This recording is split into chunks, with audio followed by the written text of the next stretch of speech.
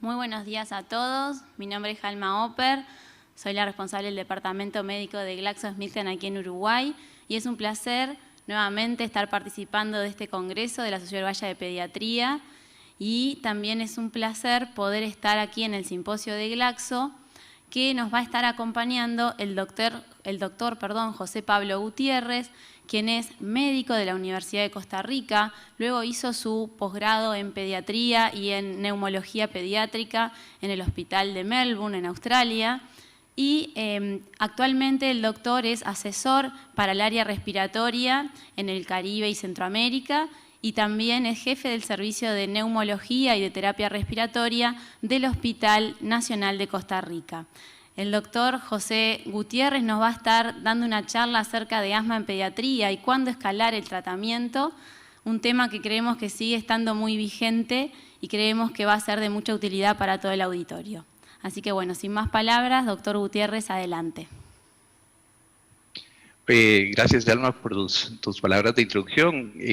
Al comité organizador del Congreso y a la Sociedad Uruguaya de Pediatría, pues es un honor estar aquí y sin más preámbulo, pues declarar mi conflicto de interés, que ya se mencionó, como asesor a tiempo parcial para la región de CARICAM. El tema de asma es un tema pues de mucha relevancia dentro de la práctica pediátrica. Este es el estudio de ISAC para Latinoamérica, que incluye países de Latinoamérica, sobre la sintomatología en asma infantil. Esto lo que habla en esta encuesta, lo que se valoró es la prevalencia de síntomas, es decir, el reporte de sibilancias en los últimos 12 meses en los pacientes con diagnóstico de asma. Uruguay estaba reportando un 16%. Eso lo que habla es el grupo de pacientes que se encuentran sintomáticos al momento de la encuesta, pero vean que desde el punto de vista de o refleja en alguna forma el que los pacientes, cuántos de los pacientes en realidad llegan a estar realmente controlados de su enfermedad. Vean que solamente en Latinoamérica un 7% de los pacientes alcanzan un buen control. Más de la mitad de ellos reportan estar parcialmente controlados o reúnen criterios de parcialmente controlados, y el 36%, una tercera parte prácticamente, no está controlada del todo. Si tomamos en cuenta que el 60% de los pacientes con asma son asmáticos leves, que ahora vamos a ir desarrollando de qué hablamos con asma leve, deberían de ser pacientes pues relativamente fáciles de controlar. ¿Ok? Y no son este grupo de pacientes, los que asmáticos leves, los que requieren un escalonamiento grande dentro de las estrategias terapéuticas, pero vean que incluso de los pacientes con asma controlada, prácticamente un 37% de los pacientes habían requerido esteroides en los últimos 12 meses. 40% de ellos habían tenido visitas a emergencias o no programadas, incluso un 14% habían tenido el registro de alguna hospitalización. Si nos vamos al grupo de pacientes con asma no controlada, pues las estadísticas incluso se duplican en términos de hospitalización o prácticamente visitas a emergencias. Entonces, es un tema que es de mucha relevancia por la carga que implica para tanto a los pacientes desde el punto de vista de estar sintomáticos de la enfermedad, de no solamente los aspectos de síntomas y exacerbaciones, que son la parte más visible de la enfermedad, sino las consecuencias más a largo plazo en lo que se refiere a remodelación, que puede incluso llevar a pérdida de la función pulmonar en la edad adulta, y que tener pacientes con muchísimo mayor severidad de enfermedad, en formas moderadas a graves. Desde el punto de vista pediátrico, pues nosotros sabemos que el paciente con asma grave, con asma, no solo representa una carga de costo directo para la familia en términos de medicamentos o visitas de emergencias, hospitalizaciones, etcétera, sino también de la pérdida de productividad que existe, digamos, a los padres en un fenómeno que llamamos presentismo, ¿verdad? Que todos lo hemos experimentado de estar trabajando, pero pensando en que nuestro hijo está o nuestra hija está enfermo y que en algún momento me llaman porque necesitan ir a urgencias, etcétera. Y obviamente el ausentismo que puede provocar el que no me pueda presentar a trabajar porque mi hijo está enfermo. Entonces, para entrar un poco en materia de cómo escalonar los pacientes, me permití traer un caso clínico de mi práctica. Lo vamos a llamar Emilio, es un niño de 7 años, 6 meses, que tenía desde su infancia, desde los 15 meses, visitas de síntomas recurrentes a urgencias, con sibilancias y dificultad respiratoria, sobre todo sintomático durante las infecciones virales. Es una situación bastante común dentro de nuestra práctica pediátrica. En un principio recibió tratamiento, pero los padres lo empezaron a suspender básicamente porque el niño presentó terrores nocturnos y en este momento consulta porque tiene 6 meses de tos nocturna, tos con la risa, tos con el ejercicio y se ha despertado un par de veces con tos y esta tos tiende a aliviarse con un rescatador, con un salbutamol. Eh, y el día que acude a emergencias, pues fue porque se presenta con dificultad respiratoria en forma aguda después de estar jugando con su hermano. Tenía un asma control test, un test de control de asma de 14 puntos, tenía una afectación de su función pulmonar de 80% calculado para su edad, estatura y sexo. Tenía demostrable una reversibilidad de un 14%, incluso un marcador de inflamación como lo es la eosinofília y un aumento de la fracción exhalada de óxido nítrico. Desde el punto de vista de su historial de tratamiento, él había utilizado Montelukast en sus primeros años y de ahí que cuando presentó sus terrores nocturnos fue avanzado a utilizar un esteroide, en este caso fue fluticasona a 50 microgramos 2 veces al día, recibía salbutamol en forma de rescate y recientemente su médico pediatra lo había avanzado a utilizar una terapia en combinación de un corticosteroide con un broncodilatador de acción prolongada, pero de efecto rápido, en forma de por demanda. Básicamente por la actualización recientemente que se dio en esta guía de expertos de la Iniciativa Global para el Asma. Y el paciente pues se había mantenido en dosis bajas de esta combinación, utilizando entonces también en dosis bajas y utilizándolo también como un rescatador. Sin embargo, el paciente ha tenido síntomas diarios, 3 visitas a emergencias y ha recibido 2 cursos de corticosteroides orales en los últimos 2 meses. Entonces, desde el punto de vista de cómo empezamos a progresar este paciente para llevarlo al control, pues tenemos que repasar algunos aspectos desde el punto de vista del diagnóstico, en lo que se refiere a que tenemos que siempre confirmar que el paciente tenga el diagnóstico correcto, ¿verdad? Esos síntomas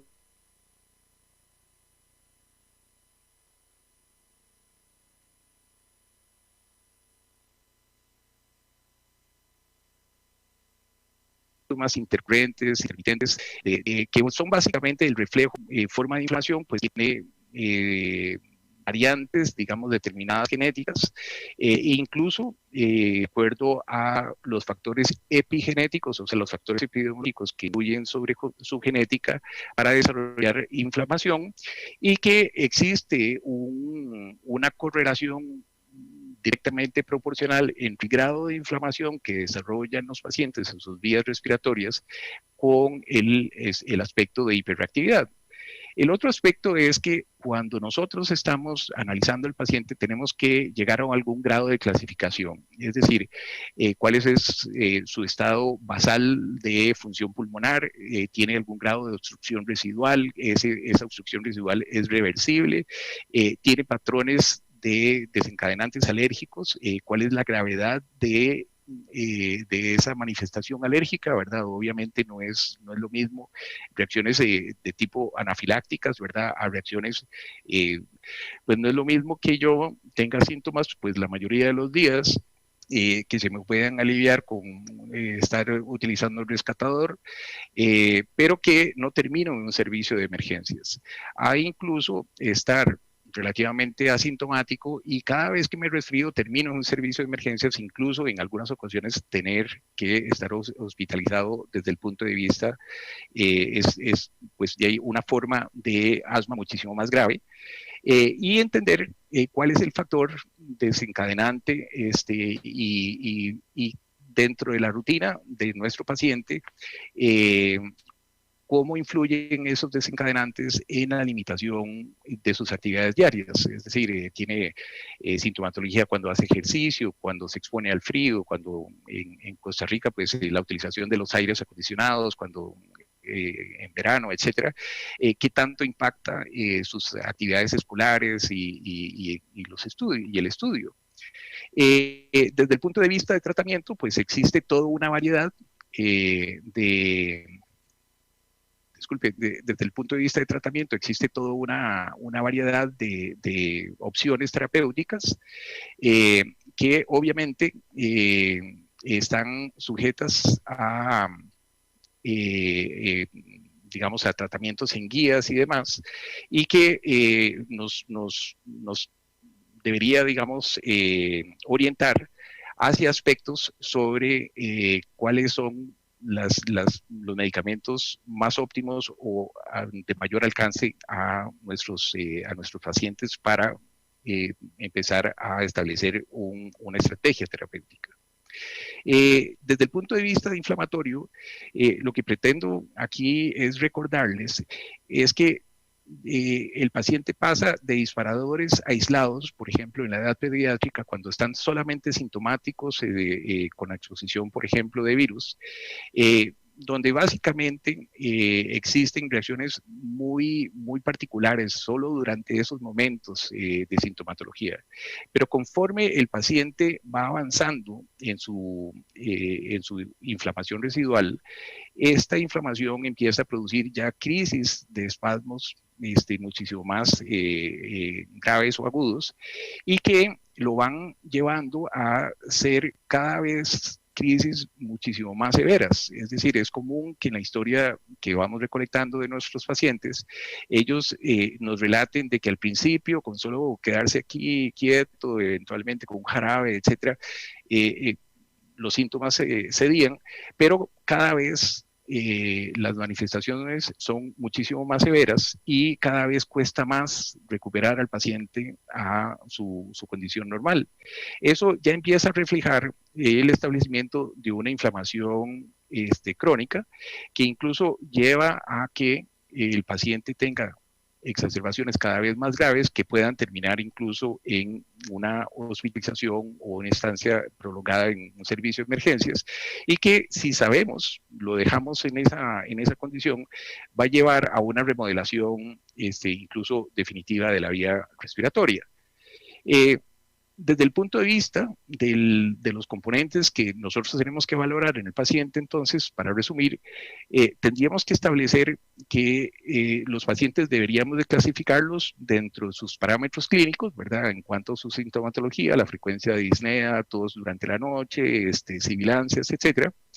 Tener algún patrón de valoración en el ámbito fisiológico, es decir, con qué frecuencia tiene una espirometría normal o un flujo pico matutino normal, y cuáles son los parámetros inflamatorios que maneja el paciente. Dependiendo del acceso a tecnologías que tengamos, pues podemos tener un nivel de IgE como un parámetro para establecer su grado de inflamación en cuanto a su severidad, su nivel de eosinofilia o la fracción exhalada de óxido nítrico.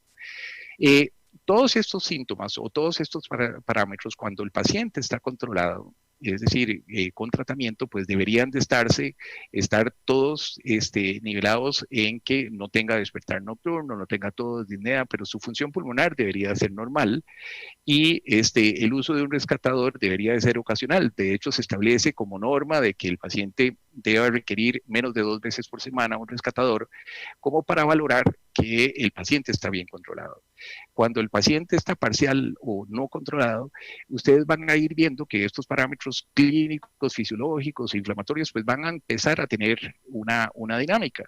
Y esta dinámica va a estar determinada, pues, por lo que hemos hablado, por el proceso de inflamación y de ahí el concepto de el tipo de inflamación de acuerdo al endotipo, en lo que antes se conocía como asma alérgica y asma no alérgica, y que hoy se conoce como asma TH de respuesta TH2 alta, o los que se conocían como no alérgicos, los de TH2 baja. Y entre estos extremos, pues hay un grupo de pacientes que son un poco grises, y además en la edad pediátrica existen una serie de fenotipos. O sea, no es lo mismo iniciar con asma en los primeros 2 años de edad, en donde un porcentaje significativo, entre el 50 y 60% de ellos, incluso evolucionan a ser sintomáticos transitorios, a empezar con asma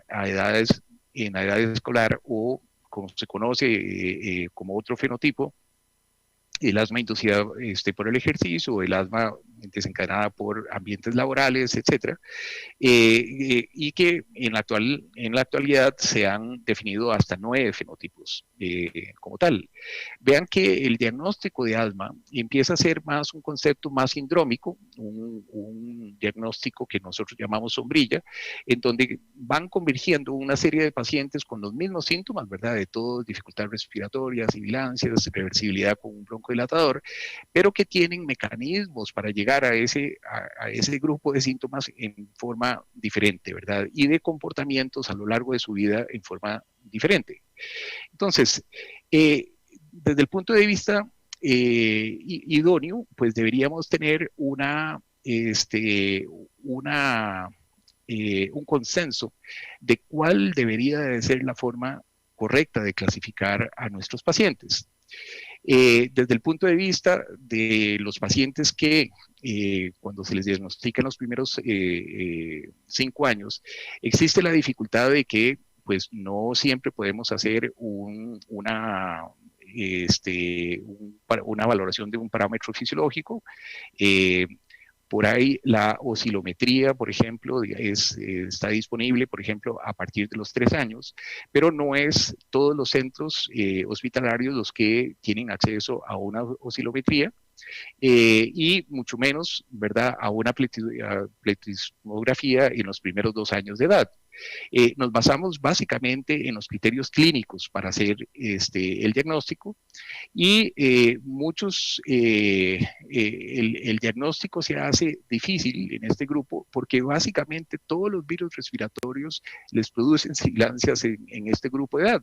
Entonces es bastante desafiante poder hablar incluso de asma. No sé en Uruguay, pero era tradicional en muchos países el que se dijera de que el paciente no podía ser asmático hasta que tuviese 2 o 3 episodios de sibilancia. Eso en la actualidad ya no se considera como tal, pero básicamente todo paciente que tenga un síntoma, por lo menos más de un episodio, ya para cumplir el síntoma recurrente, que tenga algún grado de evidencia de hiperreactividad, esto es tos con el frío, tos con la actividad física, etcétera. En pediatría incluso lo que decimos aquí, un ataque de cosquillas, si el niño se ríe mucho, termina tosiendo, podría ser un elemento diagnóstico que evidencia hiperreactividad, y obviamente que sus síntomas tengan reversibilidad con un broncodilatador. Si el niño cumple esos 3 criterios, prácticamente podemos establecer el diagnóstico de asma en ese grupo de edad. Pero ojo, no todas las sibilancias, y particularmente entre más temprano el niño sea sintomático con sibilancias, estamos obligados a establecer diagnósticos diferenciales en ese grupo. El grupo que inicia con asma en los primeros 5 años es un grupo fenotipo específico, ¿verdad? Incluso ahora se conoce como el grupo de asma del preescolar. tienen un patrón familiar, incluso los padres pueden referir la historia de que fueron sintomáticos respiratorios durante los primeros 5 años y después en la edad escolar se les quitó y muchos de ellos, 1 de cada 3 recae en la edad adulta, pero 2 de 3, pues muchos de ellos básicamente entraron en lo que nosotros llamamos remisión. Tienden a tener sensibilización en otros sistemas, ¿verdad? Desde el punto de vista de dermatitis atópica, rinitis, etcétera, y algunos de ellos alergia alimentaria, requieren, como hemos mencionado, hacer el diagnóstico diferencial y parte del aspecto, digamos, de interés es el aspecto de hacer una prueba terapéutica, pero el diagnóstico diferencial. Y aquí, pues en esta lámina, lo que pretendo es resumir algunas de las patologías que deben de llamar la atención al clínico, al pediatra, sobre el diagnóstico de asma en este grupo de edad.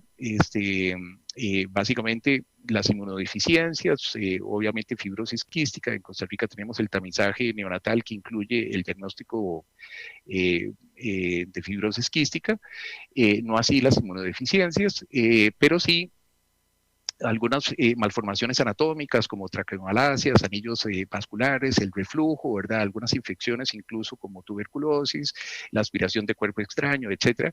Todas estas pues van a producir sibilancias e incluso ser sintomáticos en algunas condiciones que deben llevarnos a hacer el diagnóstico diferencial. Tal vez aquí también hacer un punto de diferencia entre lo que son síntomas y exacerbaciones, que a veces se tienden a confundir. La exacerbación es la sintomatología que no responde a la terapia usual y que usualmente requieren una adecuación de su terapéutica basal, ¿verdad? Y que lleva usualmente a un escalonamiento. Entonces, esta parte definitoria es importante porque si el paciente resuelve síntomas con la terapia usual, siempre y cuando, por ejemplo, el uso de un rescatador sea alrededor de 2 veces por semana, pues no estaríamos hablando de exacerbaciones, estaríamos hablando de exacerbaciones cuando necesita más de 2 o 3, 4, 5, 6 veces un rescatador, o bien sean de suficiente intensidad que ameriten pues visitar al clínico o visitar emergencias para incluir otras terapias. Existen 2 mecanismos o 2 vías conocidas, las conocidas por disparadores como alergenos, pero también en la edad pediátrica, la parte de virus.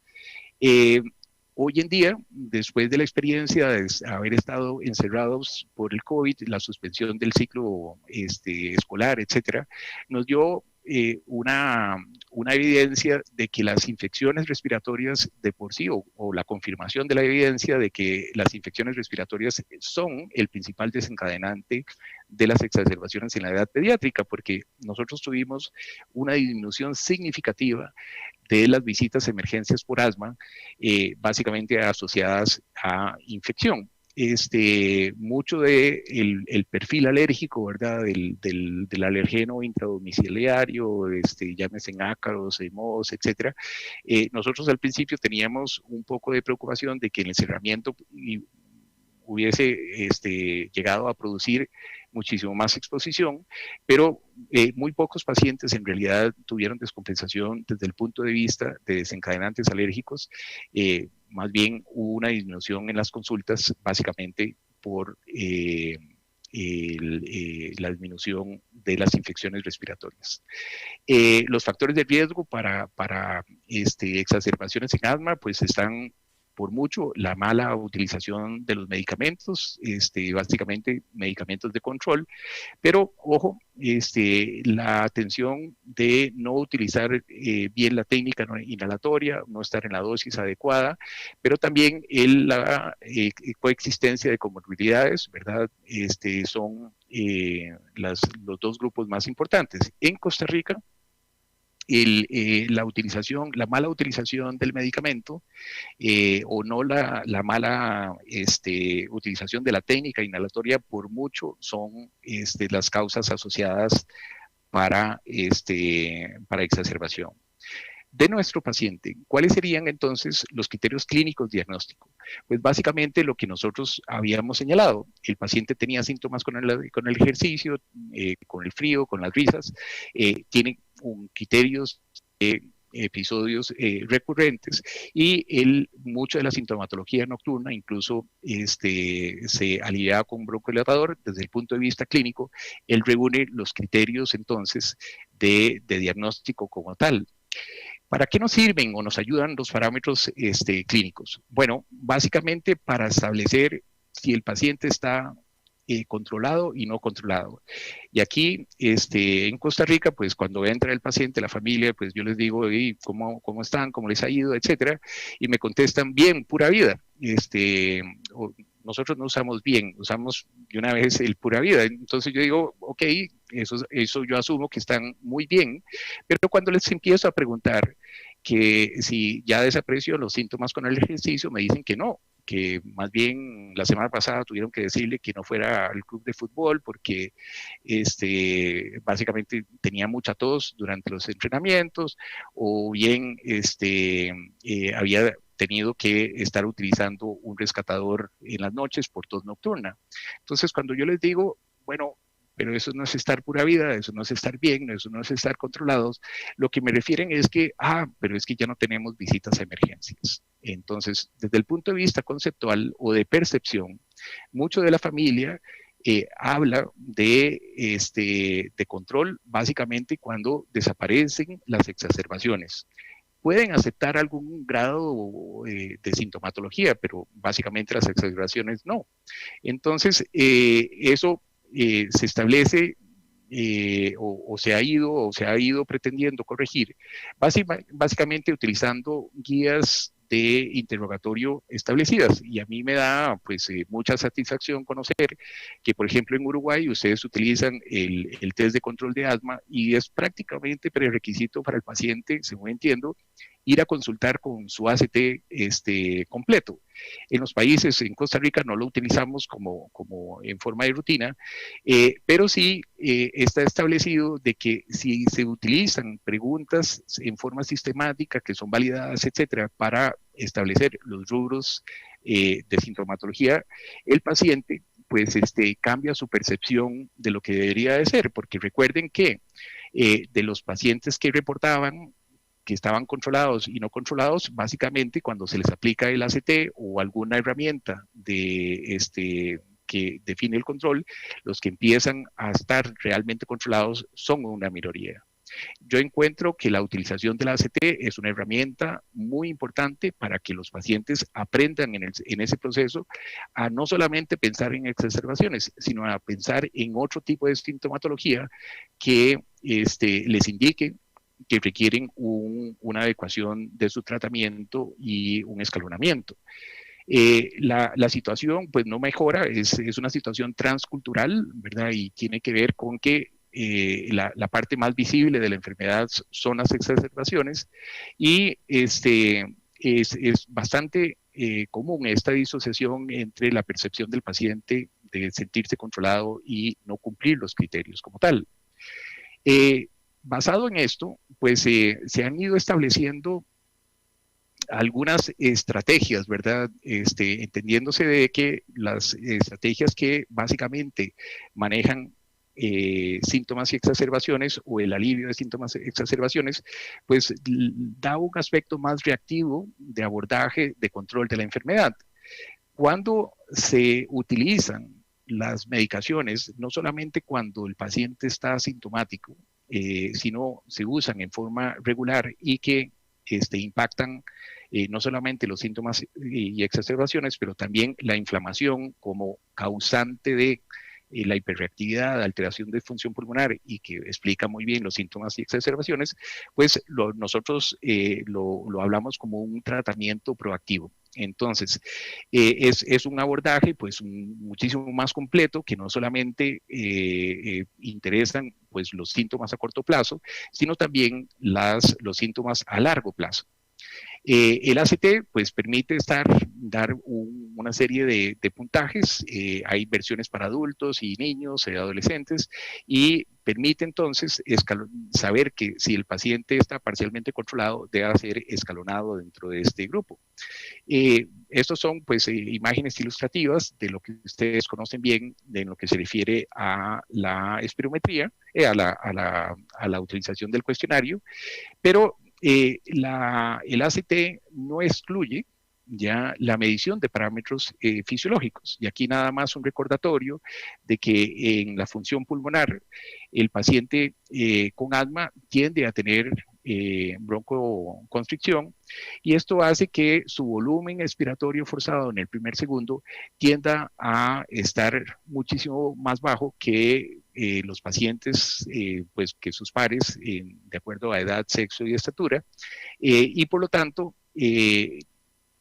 nosotros definirlo como una enfermedad obstructiva y cuando le damos el broncodilatador, pues hay una reversión de esa obstrucción.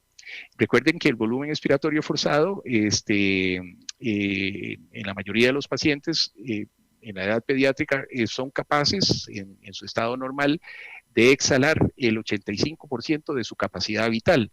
Y eso es lo que nosotros medimos incluso en la forma en que ustedes normalmente ven los reportes de espirometría, donde el paciente tiene esta curva de flujo-volumen y que nos permite entonces hacer un flujograma de valoración de su función pulmonar y por ende sumarle al ACT el que el paciente tenga necesidad de escalonamiento.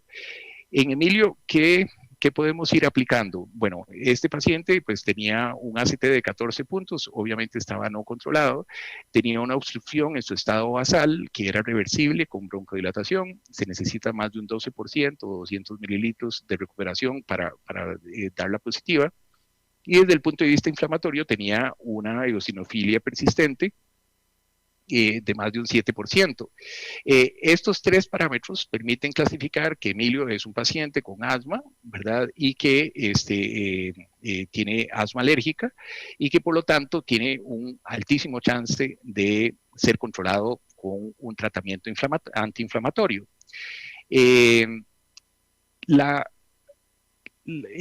el punto de vista de tratamiento, hay que determinar, por ejemplo, qué vamos a utilizar, en dónde lo vamos a iniciar el paciente, ¿ya? Y tenemos ahí varios puntos de discusión y controversia en la actualidad sobre cómo llevarlos en qué fase o en qué escalón iniciar. Les traía este estudio en donde se analizaron 213 pacientes, en donde se pretendía pues ver qué tanto se podía correlacionar el paciente, como para decir, bueno, este es un paciente con asma leve, lo voy a iniciar en el paso 1 o paso 2 de la guía, y pero basado únicamente en alguno de los parámetros, es decir, si utilizaba solo el parámetro clínico, o el parámetro inflamatorio, o el parámetro fisiológico. Vean que una tercera parte de los pacientes con asma bronquial leve, que utilizaban un corticosteroide en forma intermitente, o sea, estaban en el paso 1, tienen realmente discordancia entre los parámetros clínicos y los parámetros inflamatorios. Una cantidad similar, el 31% de ellos tienen discordancia entre parámetros fisiológicos e inflamatorios. 1 de cada 5 de ellos tiene discrepancias entre parámetros clínicos y fisiológicos, es decir, eran pacientes que no reportaban mucha sintomatología nocturna, no reportan disnea, sibilancias, etcétera, pero tienen funciones pulmonares por debajo de la normalidad para su estatura, etcétera. Y básicamente un 27% de los pacientes tenían una inflamación de la vía aérea pese a tener criterios clínicos y fisiológicos.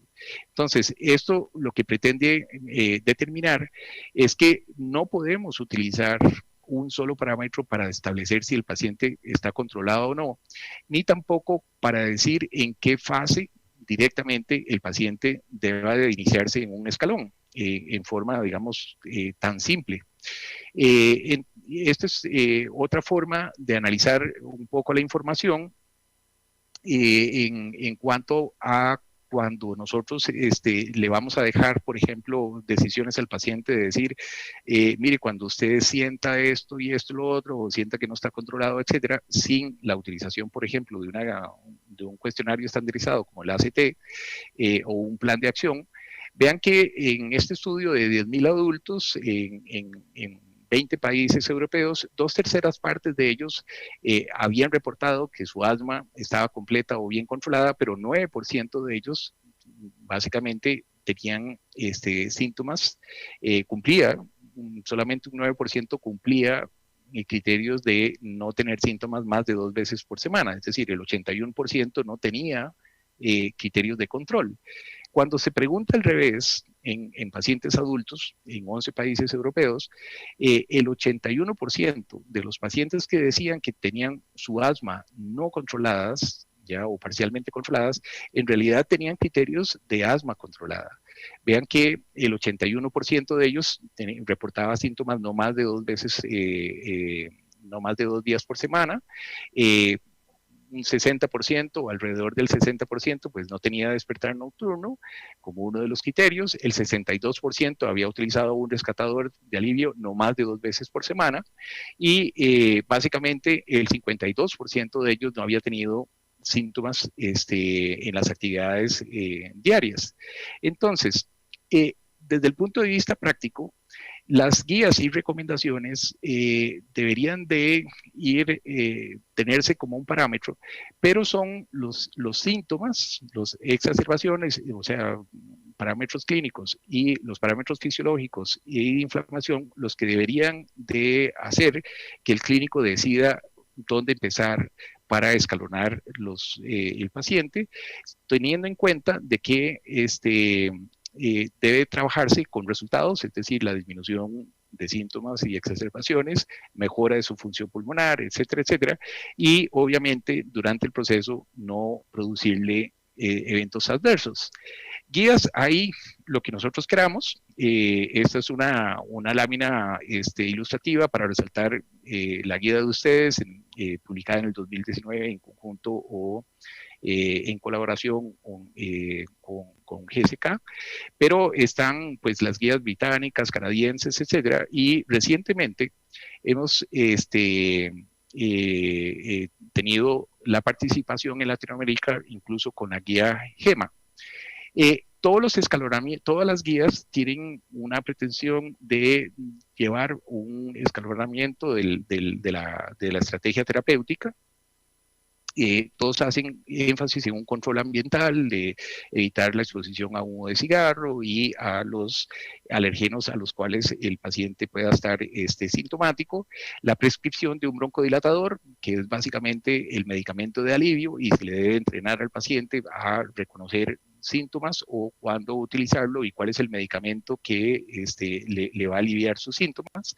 Y después decidir si el paciente requiere una terapia antiinflamatoria. En un inicio, pues la mayoría de las guías recomienda utilizar una monoterapia, con que pueden ser los inhibidores de leucotrienos, pero también los corticosteroides a dosis baja, y en una forma intermedia el paciente puede escalonarse en caso de que no se controle desde ese punto de vista, pues la utilización de dosis un poco más altas de esteroides, pasarlo a dosis moderada, y si el paciente no evoluciona, no termina de controlarse, pues escalonarlo a lo que conocemos como terapias combinadas, que existen pues literatura de combinar esteroides con un antileucotrieno o bien esteroides, mantener la dosis de esteroide pero agregarle un broncodilatador de acción prolongada, subir el esteroide pero mantener el broncodilatador y llevarlo incluso a terapias ya complejas que pueden incluir biológicos.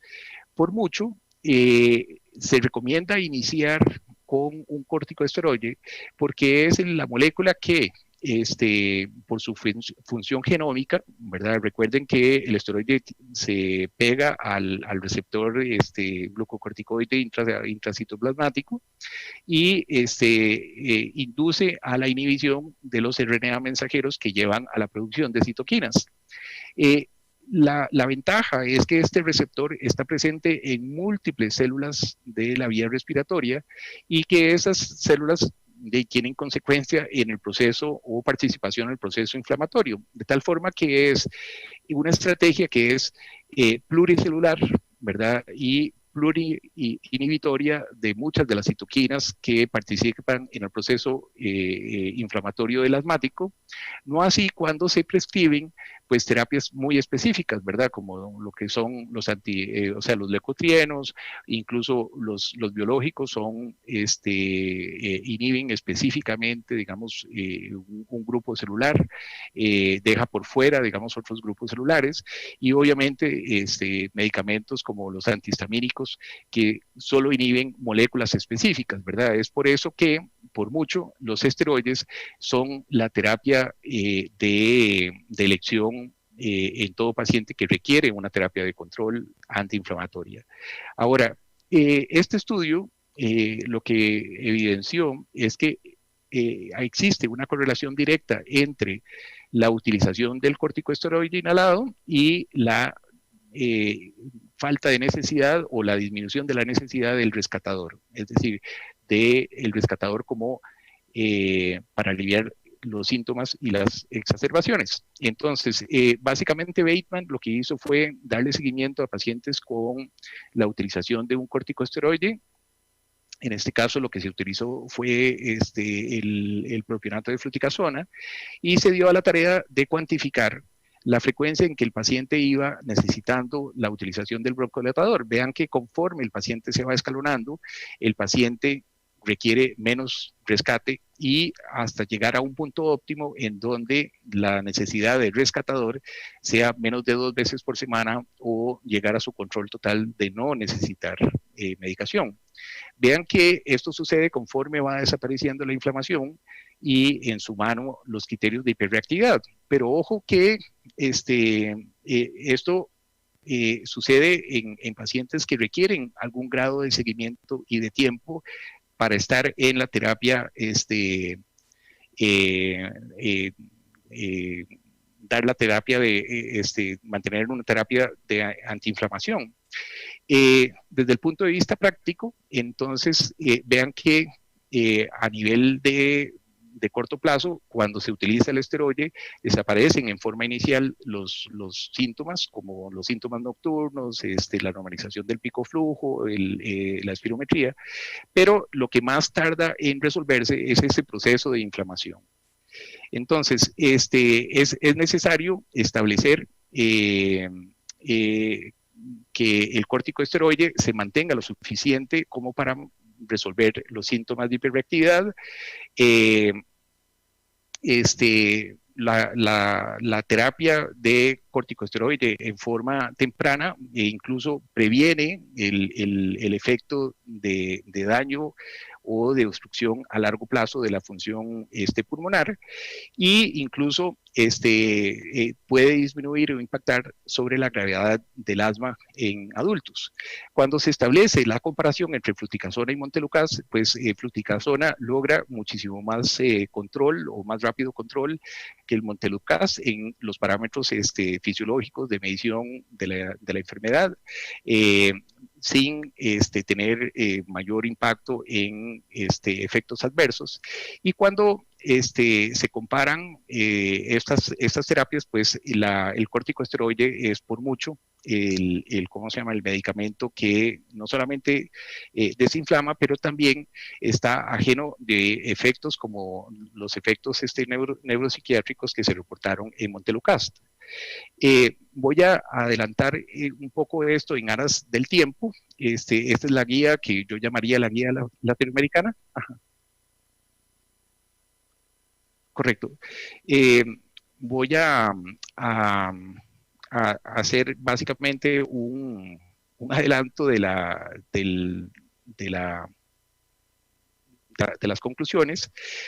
Lo que quería pues terminar es en la introducción de la guía GEMA, en donde tenemos el escalonamiento, ¿verdad?, de la preferencia, en donde el corticosteroide a dosis bajas en una forma regular es la opción de tratamiento. El paciente con el escalón 1 serían pacientes que puedan utilizar un broncodilatador, pero a un máximo de 2 veces por mes y que sea asintomático durante los periodos de exacerbación con básicamente normalización de su función pulmonar. Desde el punto de vista de introducción de terapias combinadas para rescate, con un broncodilatador de acción prolongada, pero de respuesta rápida, pues lo que cuestiona es la relación costo-beneficio, en donde si el paciente, pues básicamente solo va a controlar síntomas y exacerbaciones, pues es una terapia muchísimo más cara utilizar un rescatador de acción rápida, no combinada.